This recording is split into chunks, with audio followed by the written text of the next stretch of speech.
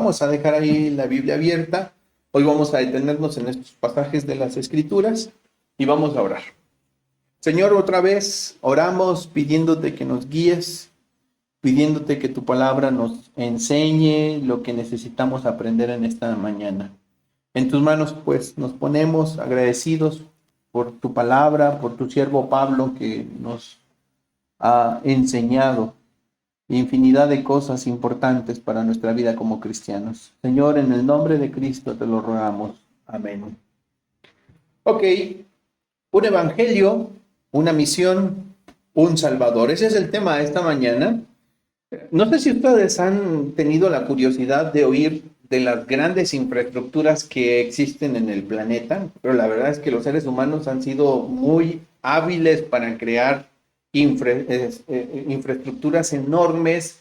Por ejemplo, hay una muy conocida, particularmente en la zona de Centroamérica, porque se conoce como el famosísimo Canal de Panamá. Es una mega obra impresionante que se comenzó a construir a finales de 1800 y que comenzó, o más bien se terminó, se inauguró en 1914.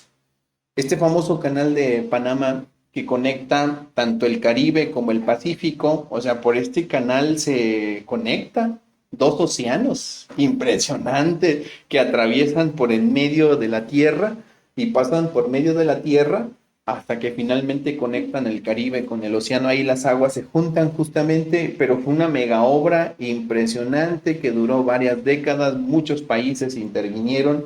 Al final, en 1914, fue Estados Unidos quien lo inauguró, después de que hubo países incluso europeos que estuvieron detrás de ello. Pero la realidad es que como quiera que sea, esta mega obra que existe y que hoy pues es de gran beneficio en términos económicos, en términos también de mercancía, mercantiles, pues por supuesto que no se hizo de la noche a la mañana, ni se hizo por un solo hombre, sino que más bien estuvieron involucradas muchas personas.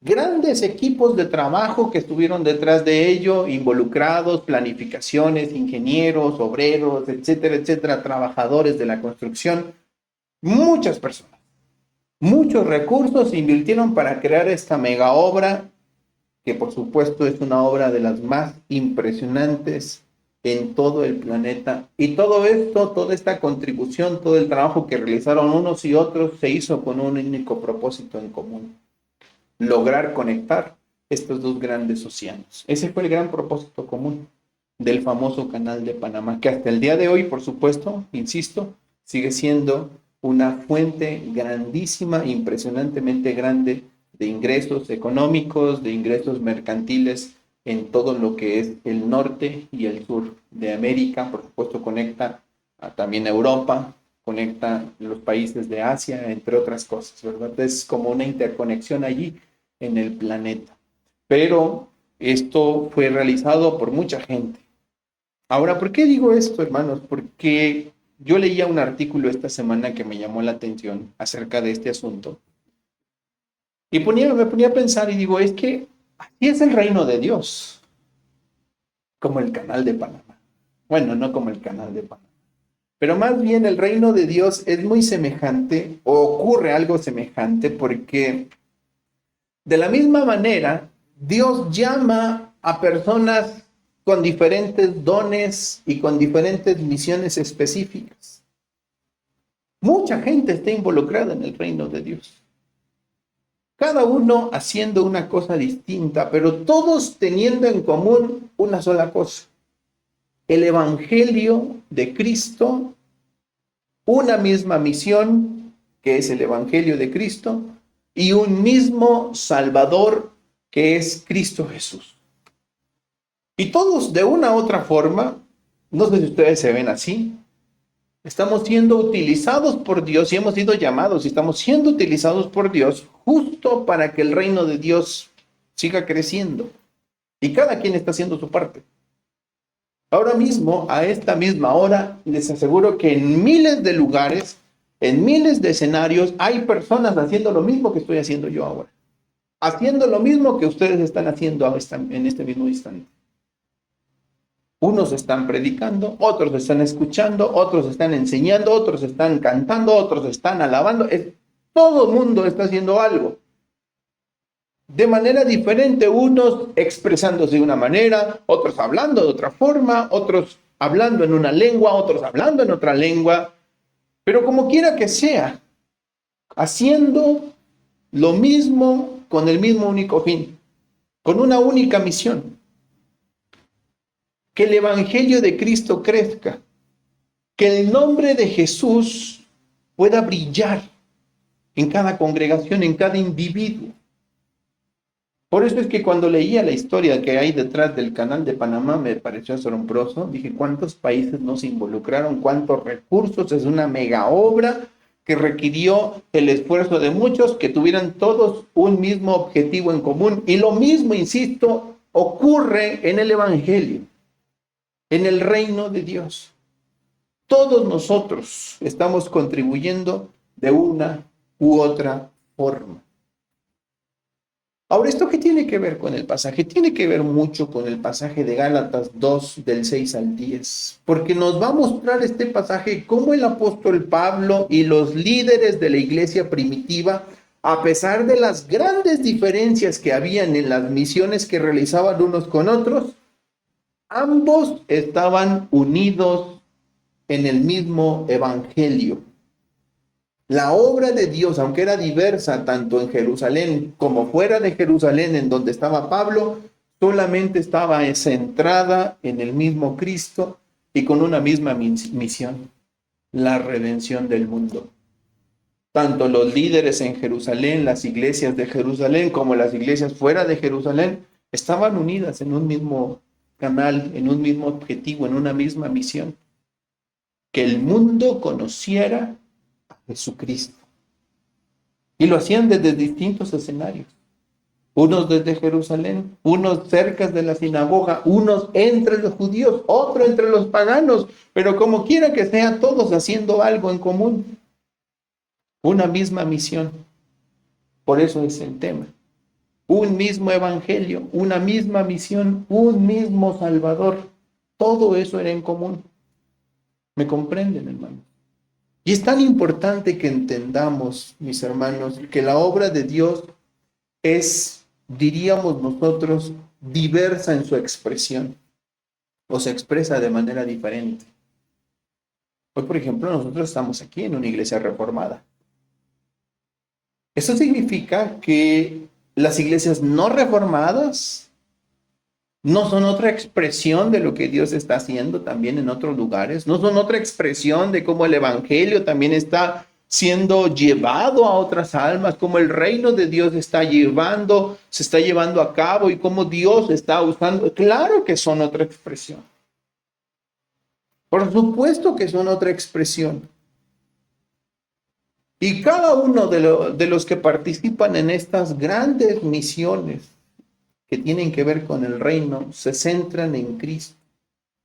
Y de la misma manera que en los días del apóstol Pablo y de Pedro, la misión sigue siendo la misma: la redención del mundo, que el mundo conozca a Jesucristo. De la misma manera, esa es la intención de nosotros, como cristianos, en una iglesia reformada. En una iglesia presbiteriana, ¿saben qué buscan las personas allí? Lo mismo. En una iglesia anglicana o luterana, ¿qué es lo que buscan? Lo mismo. En una iglesia que por lo menos aún se mantiene en la ortodoxia dentro del pentecostalismo, ¿qué es lo que buscan? Lo mismo. Que el nombre de Jesucristo llegue a otras personas. Y es que, hermanos, pensar en la grandeza, en la verdadera grandeza del cuerpo de Cristo, nos llevaría, como decía el famoso Juan Calvino, a entender que Dios ha ordenado que su iglesia sea como un cuerpo, en donde cada miembro tiene su función y todos trabajan para la gloria de Cristo. Cada miembro, en el lugar en donde Dios le ha puesto, está trabajando para la gloria de Cristo. Eso lo hacemos todos los creyentes. Todos nosotros, sin excepción, lo hacemos. Ahora, lo que Pablo nos va a enseñar van a ser varias cosas. Y quiero empezar con el versículo número 6, en donde el apóstol Pablo nos enseña que el evangelio, por eso es tan importante entender lo que nos va a enseñar hoy Pablo. El evangelio es un mensaje sin distinciones humanas. El evangelio es un mensaje sin distinción humana. Lo primero que Pablo nos dice en el versículo número 6 es lo siguiente. Pero de los que tenían reputación de ser algo, recuerden que han pasado 17 años y Pablo ha vuelto a Jerusalén. Y tan pronto como ha vuelto a Jerusalén, Pablo simple y sencillamente dice que no está dispuesto a negociar el evangelio. De ninguna manera el evangelio se va a negociar. Tanto es así que la prueba de esta certidumbre que la sola fe y la sola gracia y solo Cristo pueden salvar es Tito, el griego, que de ninguna manera fue obligado a circuncidarse, y Pablo no iba a permitir que aquellos falsos hermanos que buscaban la circuncisión del griego, pues pusieran manos sobre Tito. Pablo no lo iba a permitir, porque para el apóstol Pablo era la gracia de Dios y la sola fe, la única que podía traer salvación, y era el único mensaje del evangelio, centrado solo en Cristo, en la sola fe y en la sola gracia. ¿Sí me explico? Pablo no iba a negociar esto. Pero justamente en esta reunión donde él está con los grandes discípulos, dice Pablo, los que tenían reputación de ser algo, es decir, aquellos grandes apóstoles del Señor, aquellos que estuvieron con el Señor Jesucristo mientras Jesús estuvo en esta tierra, aquellos que comieron con Cristo, aquellos que fueron discipulados por Cristo, aquellos que fueron maestros por causa de Cristo. Cristo los instituyó, los constituyó maestros y apóstoles. A estos dice que tenían reputación de ser algo, y luego Pablo añade, lo que hayan sido en otro tiempo nada me importa, Dios no hace acepción de personas, a mí pues esos, los de reputación, nada nuevo me comunicaron. Y aquí hay algo muy importante que Pablo nos enseña en esta primera parte del versículo número 6. Lo primero que Pablo nos enseña, mis hermanos, es que Dios es imparcial en el evangelio. El evangelio de Cristo es imparcial. ¿Qué significa? Que Dios no se deja impresionar por la posición o el prestigio de los hombres. Dios no se deja impresionar por la posición o por el prestigio de los hombres. O dicho de otra manera, que la salvación no depende de los méritos humanos, sino solo de la sola gracia. Esa es la primera cosa que Pablo está diciendo en esta parte del versículo, es que Dios no permite que nada se interponga a la sola gracia. No es el renombre, no es la reputación de las personas. La salvación no depende de que sea reconocido o que ellos sean reconocidos de esta manera o aquellos de otra. La salvación que Dios ofrece por medio del evangelio es solamente por la gracia y por Cristo Jesús. Solamente. Ahora, esto es importante porque eso implica que el mensaje del evangelio no hace distinción de personas, mis hermanos. Pablo deja bien claro el hecho de que Dios no hace acepción de personas. Pablo está consciente que Pedro, Jacobo y Juan son personas importantes. Son personas que conocieron a Jesús, al menos el caso de Pedro y Juan.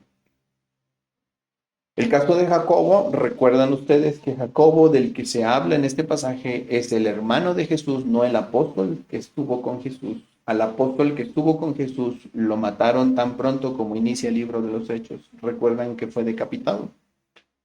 Este Jacobo no es el apóstol, sino más bien es el hermano de Jesús que no creía en Jesús y que después se le apareció a Jacobo y que, bueno, ya ha resucitado el Señor Jesucristo y Jacobo se entrega a la fe en Cristo Jesús. Y se convirtió en una columna, en alguien muy importante para la iglesia de Jerusalén, este Jacobo. o es el que también nosotros llamamos Santiago. Es nuestro Santiago de la carta de Santiago. Ese Santiago que decía, todos ofendemos muchas veces. Y quien no lo hace, pues es un hombre perfecto. Es ese tal Santiago, ¿verdad? Es ese tal Santiago que dijo que la fe sin obras está muerta. ¿Sí? Es ese Santiago. Entonces, ahora, estos hombres eran hombres que conocieron a Jesucristo, que oyeron a Jesucristo y que se convirtieron en pilares, columnas de la iglesia, mis hermanos. Pero cuando el apóstol Pablo los visita, a diferencia de ellos, Pablo no estuvo con Jesucristo, Pablo no caminó con Jesucristo, Pablo de ninguna manera comió con Jesucristo, fue instruido a los pies del Señor Jesucristo, al menos no durante su ministerio terrenal. Lo hizo el Señor de manera particular en Pablo por revelación. Recuerden que eso nos lo ha dicho Pablo. Pablo recibió el evangelio que él predicaba por revelación de Cristo. Y por esa misma revelación que Cristo le dio, él vuelve a Jerusalén. Pero él vuelve a Jerusalén consciente de una cosa. Consciente que el evangelio no hace distinción de personas. Y que lo que él predica es tan válido, porque procede de Cristo, como lo que predican aquellos grandes apóstoles. Es tan válido que, por supuesto, la salvación de ninguna manera, la salvación que se ofrece en el Evangelio, no depende de ninguna posición que tengamos en términos humanos, sino solamente de la pura gracia. Y eso es bien importante de tenerlo en cuenta, hermano, porque hay un solo evangelio, hay una sola misión y hay un solo Salvador. Y ese único evangelio que se debe de predicar en las iglesias, en todas las verdaderas iglesias cristianas, es un evangelio primero que no hace distinción de personas. Teniendo en cuenta que ante Dios no hay acepción de personas. Es decir, el evangelio de Cristo, mis hermanos, no distingue. Da igual en el evangelio la posición social, el grupo étnico de donde procedamos, da igual la nacionalidad, da igual la lengua, da igual el contexto que nos precede. El evangelio de Cristo Jesús no hace acepción de personas. El evangelio de Cristo solamente se sustenta en la obra de Jesucristo y no en las obras de las personas. Pablo, por esa razón, está entendiendo que su evangelio es igual al evangelio de los apóstoles. Él no está predicando un evangelio inferior al evangelio de Pedro, ni al evangelio de Santiago, ni al evangelio de Juan, ni siquiera al evangelio de Jesucristo. Pablo está predicando el mismo evangelio de Cristo que predica Pedro, que predica Jacobo, que predica Juan. Y aunque los líderes de Jerusalén eran reconocidos como columnas de la iglesia, Pablo no va a Jerusalén buscando la aprobación de esas columnas, o sea, Pedro, Jacobo y Juan. Porque Pablo sabía que el mensaje que tenía, el mensaje que predicaba venía directamente de Cristo, hermano. Así que si hay algo que nos queda claro en este punto es que el evangelio, por supuesto, derriba cualquier clase de jerarquía humana, cualquier clase de posición social o cualquier clase de historia. En las palabras de Pablo en el capítulo 3 de la carta a los Gálatas, en el versículo 28, dice, y permítanme citarlo, Gálatas 3:28, no hay judío ni griego, no hay siervo ni libre, no hay varón ni mujer, porque todos sois uno en Cristo Jesús. Ese es el evangelio. El evangelio de Cristo Jesús no hace acepción de personas. El evangelio de Cristo Jesús no se centra en las gentes. Por eso dice el apóstol Pablo, no hay judío, no hay griego. ¿Quiere que prendamos el ventilador, hermano? No hay judío, no hay griego, no hay distinción ni siquiera entre el varón y la mujer. Ahora, no es que no haya distinciones de sexo en la iglesia de Cristo. Es que al final el evangelio alcanza tanto a hombres como a mujeres, tanto a judíos como a griegos. El evangelio genuino, mis hermanos, por eso tenemos que entenderlo, no hace ninguna clase de distinción. ¿A dónde vamos con esto? Debemos de llegar a la conclusión primero de que si nosotros hemos abrazado este mismo evangelio del que habla Pablo, debemos de convencernos de que este evangelio no hace ninguna clase de acepción de personas a partir de lo que esas personas son en términos humanos. Puede ser que entre nosotros haya personas importantes ante la sociedad, ante el mundo, que impresionen al mundo. Pueden ser que entre las filas cristianas hayan personas que sean imponentes para las sociedades humanas por los recursos económicos que poseen, por los negocios, por el contexto, por el apellido, por lo que ustedes quieran. Pero tan pronto como esas personas llegan al evangelio, todo cambia. Porque nada de eso vale. No vale el nombre, el dinero, la posición social, no vale el perfil académico en el evangelio. En el evangelio todos somos uno en Cristo, hermanos. Por eso cuando Pablo va a Jerusalén, él no va dispuesto a que se negocien estas grandes verdades del evangelio. Él está consciente que si Cristo le ha dado a conocer el mismo evangelio que tiene Pedro, eso es suficiente. Y van a trabajar juntos en el mismo reino, por supuesto en contextos distintos, pero el evangelio será el mismo evangelio que predicará Pedro, es el mismo evangelio de la gracia que predica Pablo a los gentiles. Entonces, ¿cuál es la diferencia? Ninguna. ¿Quién era mejor apóstol? Ninguno. ¿Realmente Pedro era superior a todos los demás, como nos ha hecho creer el romanismo? En ninguna manera. Pedro dice que ante el Señor, en la vida cristiana y en el Evangelio, ya no hay esta clase de distinciones. Ni siquiera el mismo apóstol Pedro se sintió superior a nadie más. Cuando el Señor Jesucristo le llamó, tú eres Pedro y sobre esta roca edificaré mi iglesia, él utilizó un término que es Petros en griego, tú eres piedra, y sobre esta piedra edificaré mi iglesia. Y uno diría, ay, Pedro siempre se vio como la piedra de la iglesia. Eso es lo que nos ha hecho creer el romanismo. Pero en su primera carta, dice, vosotros como piedras vivas, le dice a la iglesia. O sea, ustedes como piedras vivas, dice, forman ese edificio que es la casa de Dios, la iglesia de Cristo.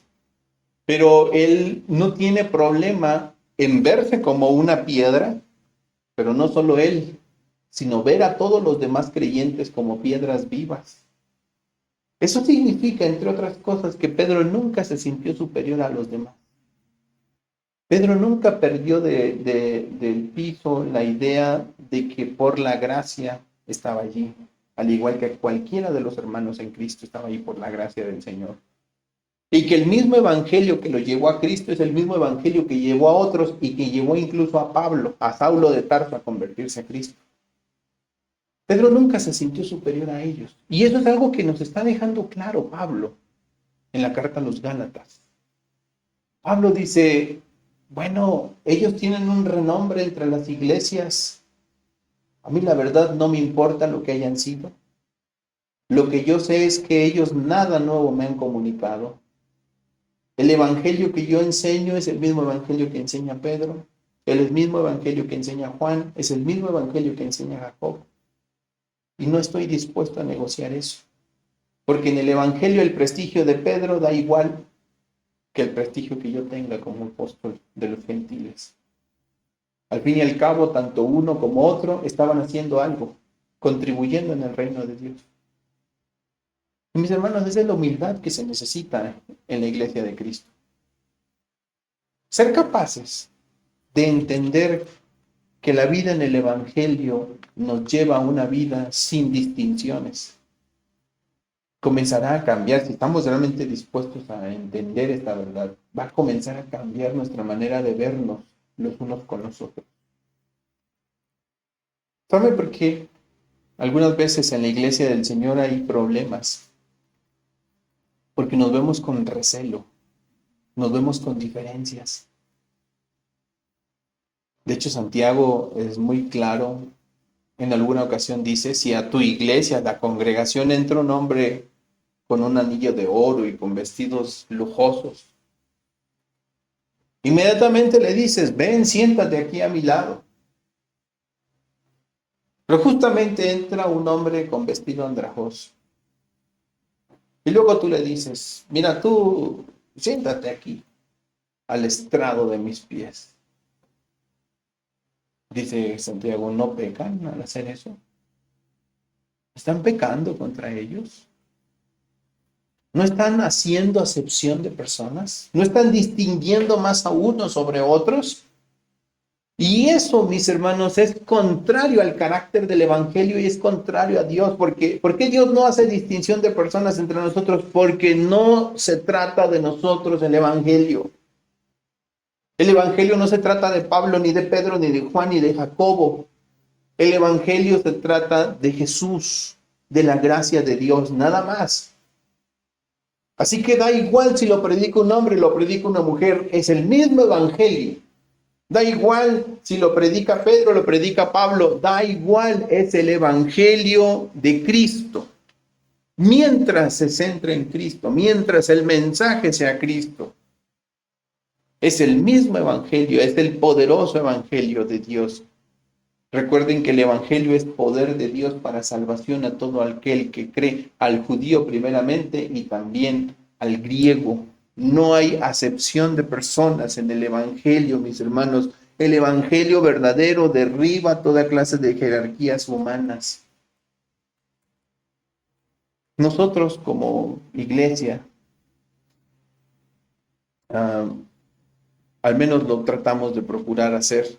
No siempre es posible, pero procuramos utilizar lo menos que se pueda el término líder en nuestra iglesia local.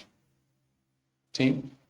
Hay muchos lugares donde se utiliza esta expresión, líder, el líder de alabanza, el líder de jóvenes, el líder de adultos, el líder. Ustedes han oído esta expresión muy común en las iglesias. No tengo nada contra ella, realmente. Mientras entienda lo que implica, porque creo que estamos de acuerdo. Pero ¿saben que no es una palabra bíblica? La Biblia no usa esos términos. La Biblia utiliza otro término. Esclavo, siervo. El término ministro significa esclavo. Yo sé que ahora el ministro y se le habla con tanta pomposidad a esos ministros. El término significa esclavo. La manera en la que se refieren los apóstoles, o por lo menos Pablo se refiere de sí mismo, es como siervo o esclavo. Cuando introducimos a las iglesias cristianas el término líder, lo primero que lastimosamente hace nuestra depravación es torcer la palabra y hacernos creer que el que es líder es más importante que el otro. Y eso comienza a crear distinciones en la iglesia. No debería de ser así. ¿Por qué no se llaman esclavos? A ver, llamen al esclavo de jóvenes. Ay, no, pastor, qué ofensivo, ¿verdad? Es que eso es. Llamen al esclavo de que se dedica a la tesorería, hermana. No, que me llamen líder. ¿Ven cómo como seres humanos luchamos con la idea de querer distinguirnos y que dentro incluso de las filas del Evangelio nos distingan a nosotros? Esa es una cosa terrible que pasa en muchas iglesias. De ahí que hay tantas segmentaciones en la iglesia de Cristo, hay nombres que se utilizan y que lo único que hacen es provocar divisiones y que la iglesia se seccione, porque claro, cada quien quiere distinguir en lo suyo. Pero si se entendiera que el evangelio lo que hace, lo primero que hace el evangelio es evitar que haya acepción de personas. Llevarnos a que todo mundo entienda que no hay judío, no hay griego, no hay hombre, no hay mujer, no hay nada en el evangelio. Todos somos uno en Cristo. Esa es la primera gran idea del evangelio. Que todos somos uno en Cristo.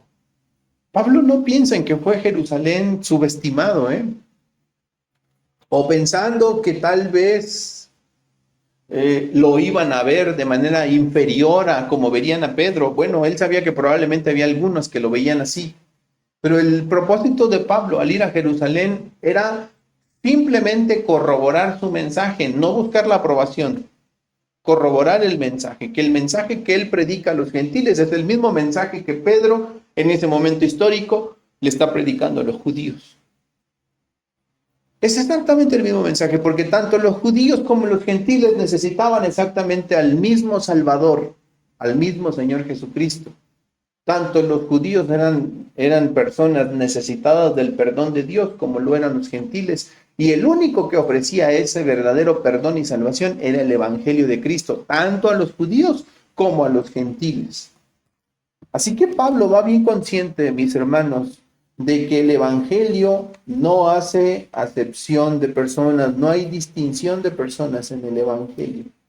Richard Sibbes dijo, Dios no mira lo que el hombre aparenta, sino lo que realmente es en Cristo. Y cuando Dios nos observa a nosotros, que hemos recibido el Evangelio, Él observa lo mismo que observa en Pablo, que observa en Pedro, que observa en Juan o en cualquier creyente, por más humilde y sencillo que sea.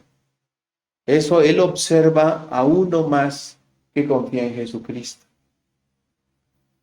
¿Recuerdan la visión apocalíptica del capítulo 7 del Evangelio de San Juan, de aquellos que salieron de la gran tribulación?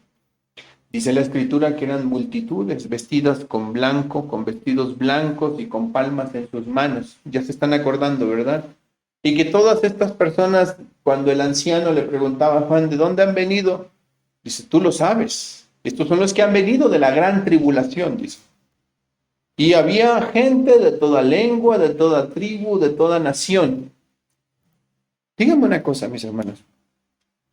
¿Cuáles de todas esas multitudes? ¿Quién de todas estas multitudes enormes que se presentaron delante de Dios y del Cordero era más importante el uno que el otro? Todos eran iguales, vestidos de la misma forma, trayendo en sus manos las mismas palmas que traerían, las mismas alabanzas, la misma adoración que tenían los unos con los otros. Dios no los veía distintos a unos que otros. Solamente sabía Dios que eran de muchas lenguas, de muchas tribus, de muchos pueblos, de muchas naciones. Así nos observa Dios. No hay acepción de personas. Cuando Pablo entendió esto, se dio cuenta que el evangelio no podía negociarse. Tal vez el apóstol Pedro, tal vez Santiago, tal vez el apóstol Juan pensarían distinto a Pablo, pues ya había quienes pensaban distinto a Pablo, quienes querían añadirle al evangelio la ley de Moisés. Pero Pablo no iba a estar dispuesto de ninguna manera a someterse, a someter el mensaje del evangelio, un mensaje que no hace acepción de personas, un mensaje que se presenta en distintos llamados, en distintos escenarios, pero que comprende un solo evangelio. Miren lo que dice el apóstol Pablo, versículos 7 y 8, dice, antes por el contrario, Estos que eran de renombre, como vieron que me había sido encomendado el evangelio de la incircuncisión, como a Pedro el de la circuncisión, pues el que actúa en Pedro para el apostolado de la circuncisión, también actuó también en mí para con los gentiles. El mismo llamado, aunque de diferente manera, porque Pedro es llamado mientras Cristo Jesús está en la tierra. Recuerden el llamado de Pedro, cuando él es llamado por el Señor Jesucristo. Lo mismo ocurrió con Juan, los famosos hijos de Zebedeo, que son llamados mientras remendaban sus redes por el Señor Jesucristo. Venid en pos de mí y os haré pescadores de hombres. ¿Recuerdan este llamado admirable que tuvieron todos ellos? El mismo llamado que tuvo Mateo mientras él estaba en el banco de tributos, y el Señor Jesucristo lo miró y le dijo, sígueme. Y yo no sé cómo hizo esto Mateo, que se paró y dejó todo y se fue y siguió al Señor Jesucristo, pero es que Dios estaba llamando a su vida. Es el mismo llamado que tuvo Pablo. Aquel día, mientras en el camino de Damasco, el Señor Jesucristo se le presentó y le dijo, ¿por qué me persigues, Saulo? Dura cosa te es dar cosas contra el aguijón. ¿Qué quieres que yo haga, Señor? Y entonces allí el Señor le llamó eficazmente al apóstol Pablo. Es el mismo llamado. Obviamente, mis hermanos, podemos ver que hay distinciones o matices diferentes, porque en el caso de Pedro, fue a Pedro la encomienda de los circuncidados. Es decir, el evangelio que Pedro tuvo comisionado fue un evangelio que tendría que ser dirigido primeramente a los judíos. Lo que haría Pedro era llevarle el evangelio a los judíos, hablarles de su necesidad de Cristo, hablarles de la incapacidad de cumplir las demandas de la ley y cómo eso los condenaba y cómo necesitaban ellos una justicia mayor que las obras. Y esa justicia solo vendría por Cristo. Ese era el trabajo de Pedro. ¿Y saben qué es lo que tenía que hacer Pablo? Lo mismo, pero con los paganos. Era el mismo evangelio. Era el mismo mensaje, era lo mismo que estaba diciendo el uno que el otro, simplemente en escenarios diferentes. No hay dos evangelios. No hay un evangelio para los judíos y un evangelio para los gentiles. No, es el mismo evangelio que es tan eficaz para los judíos como el mismo evangelio que es tan eficaz para los gentiles. Porque, mis hermanos, hay diferentes llamados, pero un solo evangelio. Como el apóstol Pablo dice, el que actuó en Pedro, en el griego dice energeo, el que mostró su poder en Pedro, también mostró su poder en mí y también lo ha mostrado en todos nosotros. Y nos ha llamado el Señor en distintas formas, de distintas maneras y en distintos escenarios. ¿Sí me comprenden? El Evangelio, mis hermanos, es uno, aunque el llamado pueda ser distinto. En el caso de Pedro, insisto, fue llamado directamente por Jesucristo, cuando el Señor le dice, venid en pos de mí, yo os haré pescadores de hombres. En el caso de Pablo, fue llamado directamente por Cristo mientras se dirigía a una encomienda de persecución. Pero ambos fueron llamados por el Señor. Lo mismo que cualquier otro discípulo. Y mis hermanos, entendamos esto, que Dios providencialmente les dio a ellos la tarea y la comisión de ser apóstoles, es verdad. Pero en el Evangelio, nada de eso los hacía mejores a todos los demás cristianos. ¿Me entienden? Y eso pasa en la iglesia de Cristo. A quienes hemos sido llamados por el Señor providencialmente a ejercer un ministerio en la iglesia. Tal vez nos llamó Dios a predicar, a enseñar, a ser pastores en la iglesia. Bueno, pero no piensen que esto nos hace mejores que los demás. Debiéramos de quitar de nuestras vidas todas esas distinciones. ¿Cuánto anhelamos que nuestra iglesia pueda erradicar de su vida toda esa clase de distinciones que existen? Que lamentablemente, en lugar de unir, seccionan a las iglesias.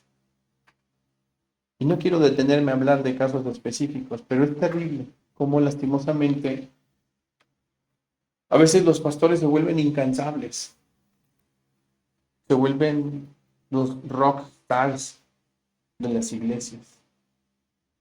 ¿Sí? Los héroes de la iglesia es el pastor fulanito, ese sí es un gran pastor. Y las iglesias se vuelven engreídas. Miren, vamos a poner esto en un ejemplo. Yo sé que les va a parecer un poco extraño. Pero esto es la verdad en el Evangelio, ¿eh? En la vida, en el Evangelio, esa es la verdad. Hay muchos hombres a quien Dios ha usado y ha usado su influencia de manera poderosa dentro del cristianismo, ¿eh? Y por supuesto la ha usado Dios para su gloria y es muy lindo poder ver cómo hay personas e iglesias que han sido utilizadas por el Señor para el bien común de todo el pueblo de Cristo. Una de estas iglesias, la iglesia Grace to You de Pastor John MacArthur, una iglesia impresionante, una iglesia muy noble, que ha mostrado fidelidad, perseverancia, etcétera, etcétera. Pero luego vemos a estas otras iglesias chiquitas, donde el pastor de la iglesia está, y no lo digo porque sea esta, cualquier otra iglesia pequeñita, está luchando por mantenerse firme, luchando por predicar la palabra con fidelidad. Y luego vemos aquellas grandes iglesias con pastores de renombre impresionante a nivel mundial. ¿Saben cuál es el error inmediato que cometen los cristianos? Pensar que una es mejor que otra. Y si hubiera una forma de elegir a qué iglesia pertenecer, seguramente muchos elegirían la iglesia grande, donde el pastor de renombre es el pastor. Y menospreciarían a otro. Pero les tengo noticias, mis hermanos. Puede ser que nosotros hagamos esas distinciones, pero Dios no. Y tan iglesia es aquella gran iglesia como aquella iglesia pequeña. Tan iglesia es. Y tan amada es aquella gran iglesia como aquella iglesia pequeña. Tan amada por Dios. Tan apreciada por Dios. ¿Me comprende? Porque Dios no hace acepción de personas. Que Dios providencialmente a unos los llama en un lugar y a otros en otro para usarlos de distinta forma, eso es soberano. Eso es algo que le pertenece a Dios, el por qué Dios a unos les permitió conocer a Cristo en un escenario, a otros les permitió llegar a Cristo en otros escenarios y mantenerse allí. Eso es algo providencial, mis hermanos. ¿Por qué Pablo no estuvo con el Señor Jesucristo durante 3 años? Bueno, Dios así lo quiso. ¿Por qué tuvo que ser Pedro? ¿Por qué tuvo que ser Juan? Los que estuvieron y los demás discípulos, los que estuvieron con el Señor Jesucristo. ¿Por qué tuvo que estar Judas 3 años aprendiendo del Señor Jesucristo, aunque todo lo tiró a la basura, y no fue Pablo? ¿Por qué no Pablo? Hubiera aprovechado mejor Pablo estar con Cristo 3 años, ¿no? Bueno, Dios así lo quiso y a unos los llamó y a otros los llamó y Dios los está usando a ambos. Eso es lo que necesitamos entender. A unos nos llama en un contexto, a otros en un escenario diferente, pero ambos tenemos en común una sola cosa, el mismo evangelio. Por eso Pablo dice, bueno, los de renombre, aquellos a los que la iglesia se ha dedicado a darles un gran renombre en comparación conmigo, que se han dedicado a menospreciarme, nada nuevo me comunicaron. Y de verdad es una terrible. Cómo las iglesias muchas veces pecan en darle un reconocimiento desmedido a unos y un menosprecio a otros, por hacer acepción de personas. ¿Lo saben qué decían los corintios de Pablo? Que no era apóstol. ¿Saben qué decían los judaizantes que estaban en Galacia? Que Pablo era un falso apóstol. Ah, pero no se diga de Pedro. Pedro sí es un apóstol. No se diga de Jacobo, ese sí es una columna. No se diga de Juan, ese sí es un gran apóstol. Pero este que ni siquiera estuvo con Jesús, este que ha pasado 17 años predicando aisladamente, este no es apóstol. Entonces, ¿por qué le hacen caso? Este que predica que no se necesita la circuncisión para ser salvo, ese de seguro es un falso maestro. Y menospreciaban a Pablo. Y muchas veces las iglesias contribuyen a ese menosprecio, al idolatrar a las personas, al hacer de los hombres dioses. ¿Y cuántas veces no, hermanos, esos hombres aceptan tal divinidad? Es triste. Es triste que hay muchas personas que les satisface y les atrae esa clase de reconocimiento popular. Cuando conocemos a Jesús, si algo nos queda claro, es que los aplausos no son para nosotros. Cuando realmente conocemos a Jesús, los aplausos son para el Señor. Nada más. Para nosotros no hay reconocimiento, al menos no de parte de los hombres, ni debiera ser nuestra intención que las personas nos reconozcan. Si reconocen a Jesucristo como Señor y Salvador, a nosotros nos debe de bastar. ¿Me explico? Yo no tengo por qué pelear si ustedes realmente conocen a Jesucristo y lo reconocen como el Señor y Salvador, para mí eso es suficiente.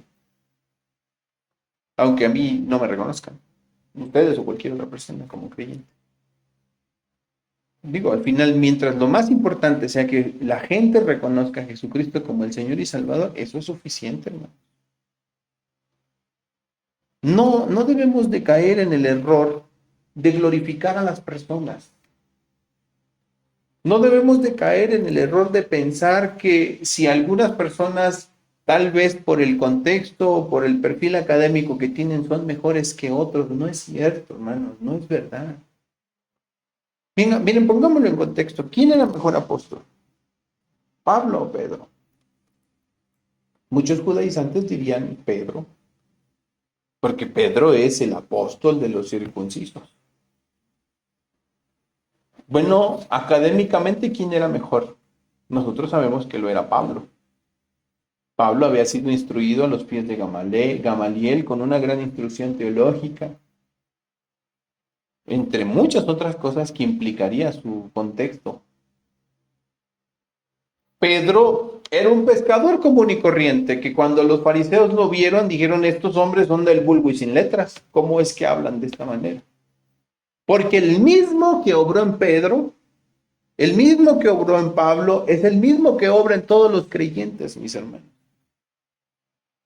Y en última instancia, que Dios utilice providencialmente lo que yo sé o mi contexto o lo que yo he aprendido, eso es otra cosa, pero no significa que las personas que no tienen el mismo contexto mío sean inferiores o sean mejores a mí como creyentes. Todos nosotros debemos de saber que son diferentes llamados. Hay un solo evangelio. El llamado de Pablo fue a los gentiles, el llamado de Pedro fue a los circuncisos.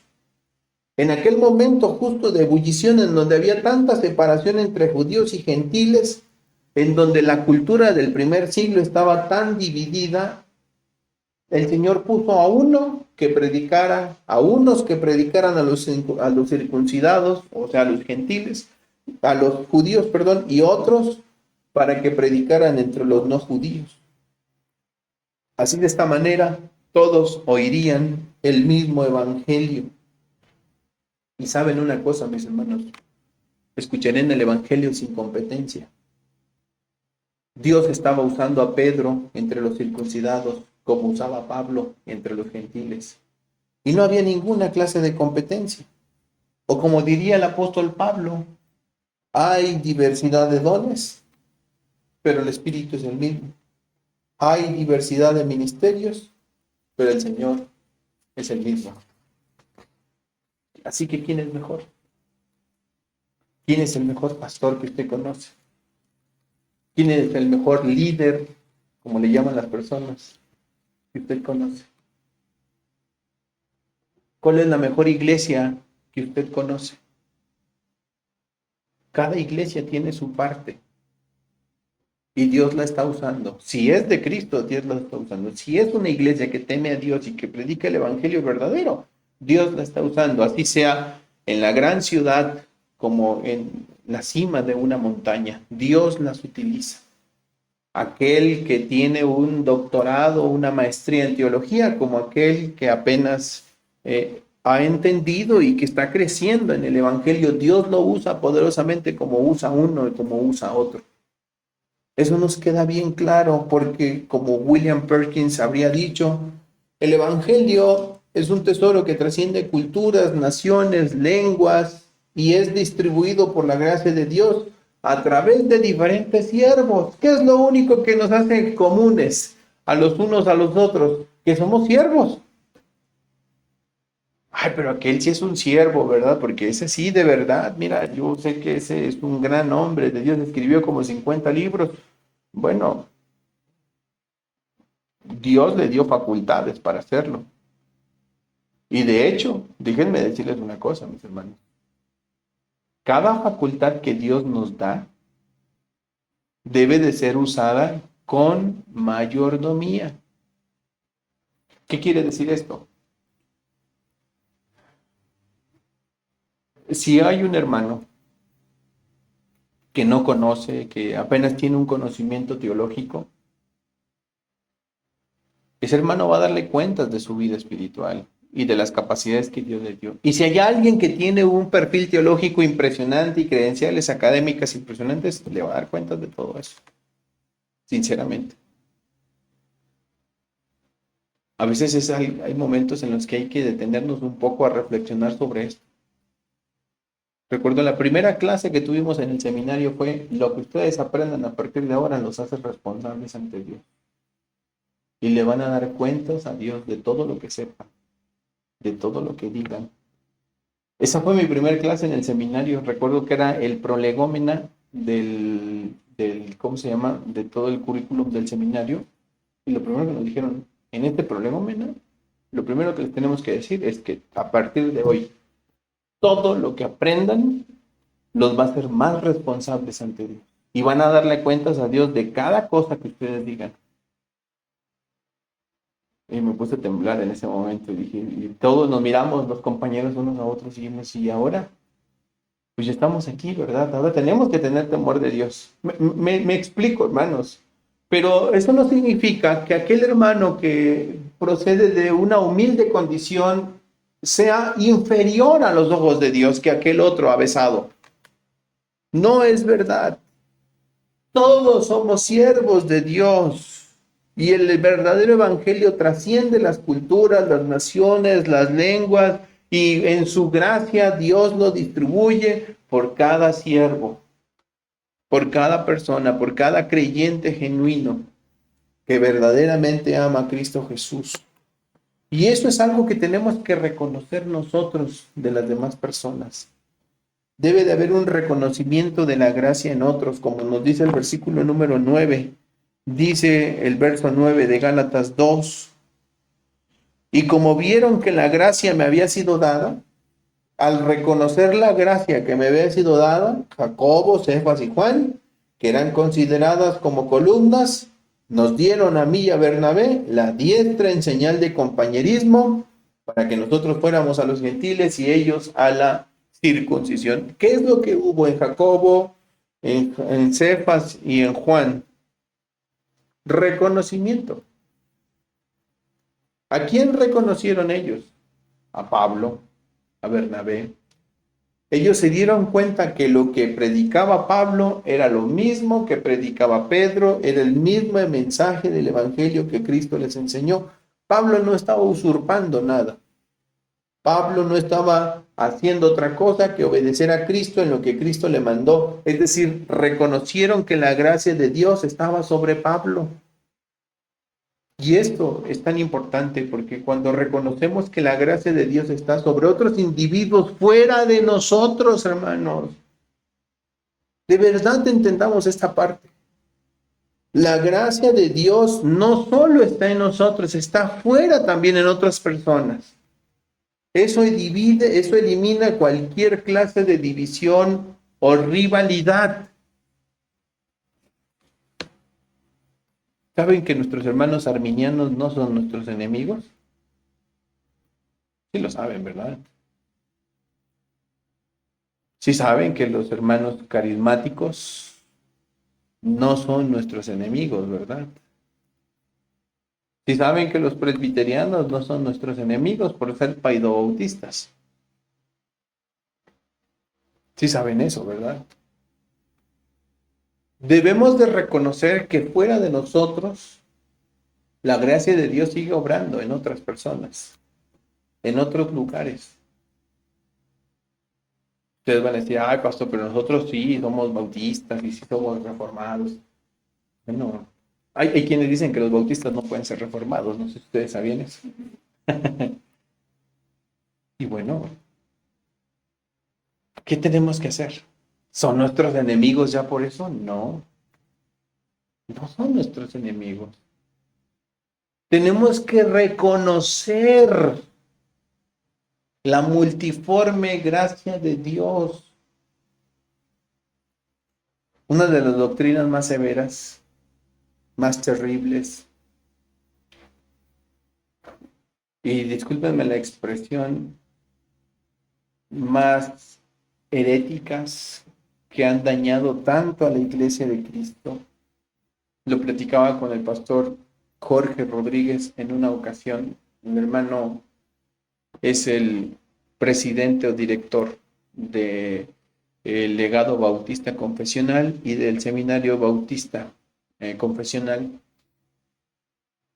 Y él platicando una vez en una de sus visitas que tuvieron en Cuba, me dijo, pastor, dice hermano, una de las cosas más tristes que pude ver en Cuba, que más me dolieron, fue la separación, la división entre las iglesias. Y la división que surgía a partir de una doctrina muy herética. Y ya empezamos a platicar un poco de esa doctrina, es la famosa doctrina de la separación secundaria. Me decía, pastor, el daño que le ha hecho a las iglesias de Cuba es terrible. Y el problema es que hemos visto esta falsa doctrina ya presente en algunas iglesias en México, que han abrazado esta doctrina tan terrible. Hermanos, tenemos que ser humildes para reconocer que la gracia de Dios está con nosotros.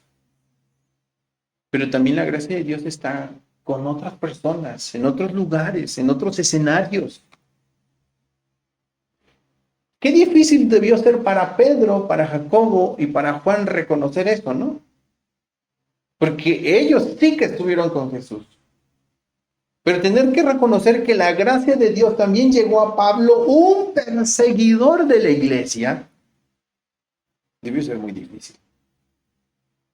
Pero el apóstol Pablo dice, yo no me voy a intimidar por ellos. La iglesia los reconoce como columnas. Bueno, tal vez a mí no. Pero el evangelio que yo predico es el evangelio que me dio Cristo y es el mismo evangelio que predica Pedro.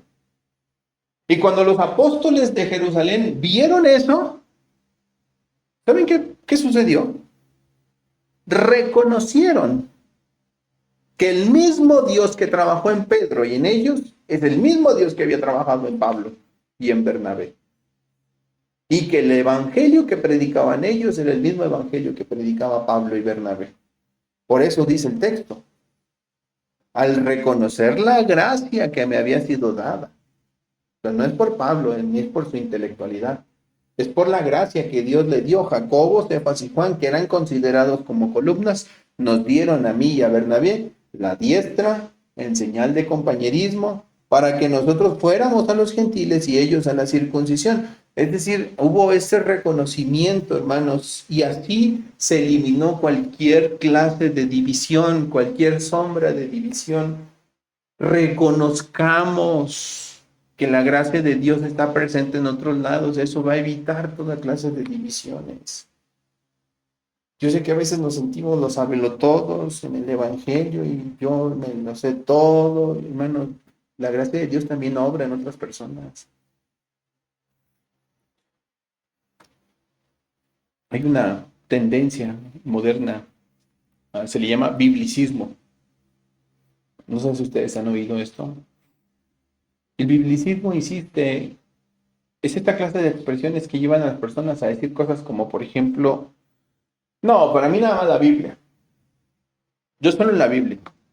No, aquí en la iglesia no leemos confesiones de fe, solo la Biblia. Bueno, parece muy piadoso realmente. Pero la pregunta es, a ver, ¿tú eres el único que ha abierto la Biblia? Realmente en toda la historia, en 2000 años de historia del cristianismo, ¿no ha habido otras personas que hayan abierto la Biblia? Claro que sí. ¿Hubo otros maestros que enseñaron correctamente la Biblia a lo largo de 2000 años de cristianismo? Sí, sin duda. Reconócelo. ¿Saben por qué somos una iglesia confesional? Porque lo reconocemos. Porque reconocemos que no somos los primeros en abrir la Biblia. Reconocemos que ha habido toda una historia en 2000 años de cristianismo de hermanos, hombres y mujeres piadosos que Dios los ha usado para que su verdad se perpetúe y que han traído bendición a la iglesia y que vale la pena reconocerlo. Y no todos han sido bautistas reformados. Y lo reconocemos. Y por eso es que abrazamos estos documentos históricos como el catecismo y como nuestra confesión de fe, porque reconocemos humildemente que nosotros en este momento no somos los únicos en haber abierto la Biblia. Y eso demanda humildad. Demanda que nosotros digamos, a ver, Señor, te agradezco porque mira, en 1689 hubo muchos hermanos en Cristo a quien tú utilizaste. Yo puedo aprender de ellos. Nuestra iglesia puede aprender de ellos. Sí me explico, hermanos, con esto que estamos queriendo decir. Debemos de ser capaces de reconocer. Pablo recibió la diestra en señal de compañerismo, lo cual significa unidad y apoyo mutuo. Aunque las misiones de Pedro y las misiones de Pablo eran distintas y en distintos campos, ambas personas, tanto Pedro como Pablo, estaban comprometidos con el mismo evangelio. Y eran distintos escenarios. Uno se iba a dedicar a predicarle a los judíos, otro se iba a dedicar a predicarle a los gentiles.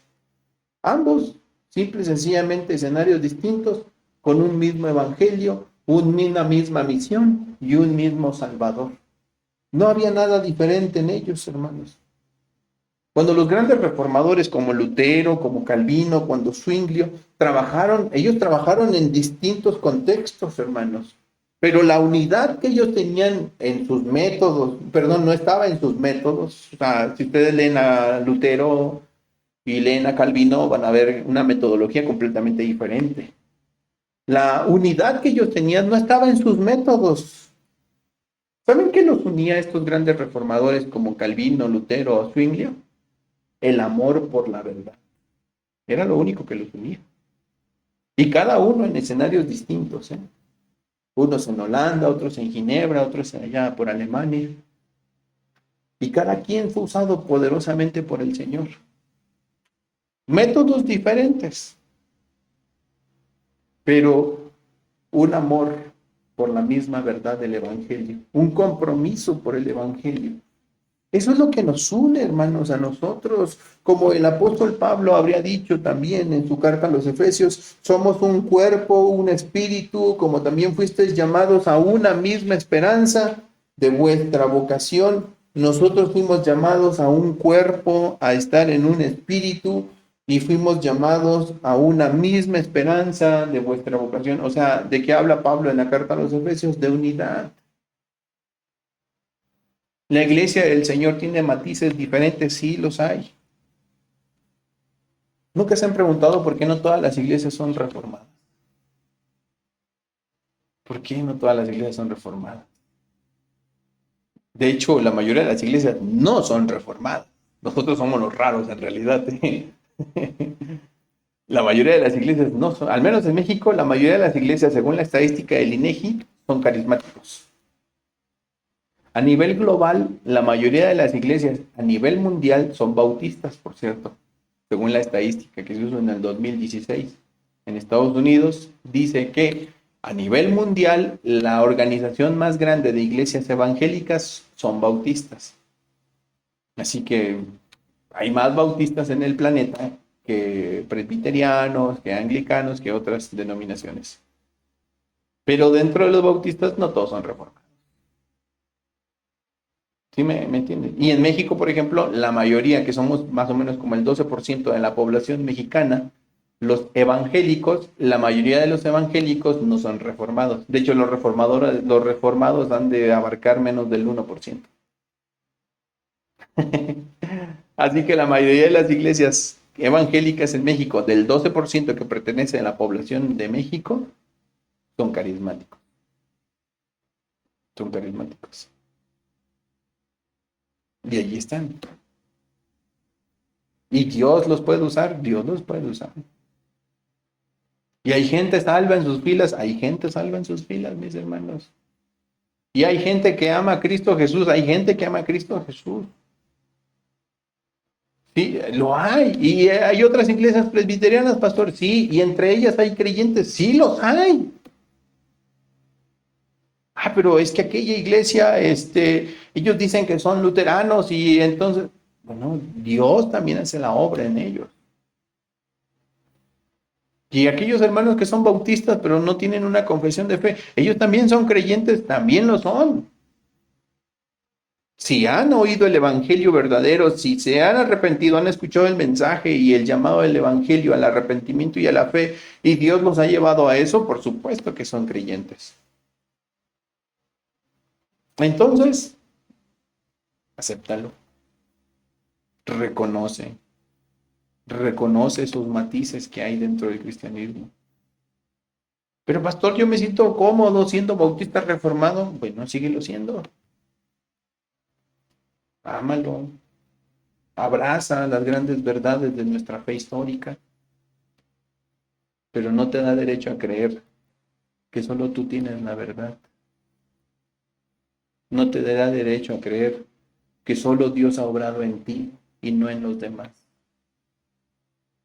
¿Me comprendes? Abraza la idea de que, como Pablo dice, somos en su carta a los Efesios un cuerpo, un espíritu, y fuimos llamados a una esperanza de nuestra vocación que está en Cristo. Y todos los verdaderos creyentes entienden eso, que somos un cuerpo. Déjame, te voy a dar una idea. Quiero ilustrar esto antes de que terminemos. ¿Saben cuál fue la polémica entre Zwinglio y Lutero? La gran polémica. De hecho, les voy a decir una cosa, nosotros nos inclinamos a Zwinglio. O sea, ¿y ese quién es, pastor? Un reformador. En los días de la Reforma hubo una polémica sobre la Santa Cena. Uh-huh. Y dentro de la Santa Cena hay tres perspectivas. Para que vean. El romanismo decía, la mesa del Señor se transforma el pan y el vino en el cuerpo y la sangre del Señor. Eso se llama transubstanciación. O sea, literalmente el pan se convierte en el cuerpo y el vino en la sangre de Cristo. Transubstanciación. Y luego vinieron los reformadores y dijeron, a ver qué pasa aquí. ¿Saben qué dijo Lutero? Lutero dijo, no, el pan y el vino no se convierten en el cuerpo de Cristo. Pero ¿saben qué dijo Lutero? El pan y el vino adquiere propiedades del cuerpo de Cristo. ¿Saben cómo se llama eso? Consubstanciación. Y para ilustrarlo, lo ilustraría de la siguiente manera. Imaginen tomar una esponja y ustedes tienen un líquido. Si ustedes meten esa esponja líquido, aunque la esponja sigue siendo una esponja, ya se impregnó de líquido. ¿Me entienden? Eso es consubstanciación. O sea, la esponja sigue siendo esponja, pero al entrar en contacto con el líquido ya se impregnó de líquido. O sea, ya hay parte de líquido en ella. ¿Me entienden? Y es obvio. Cuando ustedes lavan los trastes y utilizan sus esponjitas, las esponjas cuando las meten al jabón, ya por eso pueden lavar, porque ya adquirió las propiedades del líquido. ¿Sí? Consubstanciación. ¿Saben qué dijo Zwinglio? No, son símbolos. A Lutero se va a ir al infierno seguramente, ¿no? No. Dios lo usó poderosamente. Sí, sí, sí, estamos entendiendo, hermanos, adentrarnos a la verdad de Dios es tan complejo que lo único que nos damos cuenta, entre más nos adentramos a la verdad de Dios, nos damos cuenta que somos muy incompetentes para entender y para entender las verdades de Dios. Dios usó a Lutero, Dios usó a Zwinglio. Juan Calvino parecía mantenerse más hacia el estilo de Zwinglio, de mirar un simbolismo, pero le llamaba sacramento. Así que habría un aspecto sacramental en la Santa Cena. De hecho, nuestros hermanos presbiterianos les llaman sacramentos y no ordenanzas. ¿Me entienden? Estamos viendo las diferencias. Sí, sí. Ahora, ¿quién de ellos tiene la verdad? Bueno, nosotros tenemos la verdad que Dios nos ha dado y por supuesto que la verdad la tenemos en la escritura. Debemos de conocer como iglesia lo que creemos y amar lo que creemos, sí, pero no por eso tenemos que evitar reconocer que Dios obra también en otras personas. Hay verdades fundamentales que no son negociables, hermanos, en la fe cristiana. Hay, después de estas verdades, hay otra clase de verdades. En teología les llamamos periféricas, no porque dejen de ser importantes, sino porque no es tan fácil percibir la verdad en medio de ellas. Y después de estas verdades periféricas tenemos las opiniones respecto a tales verdades. ¿Han oído que yo digo a veces, esta es mi opinión?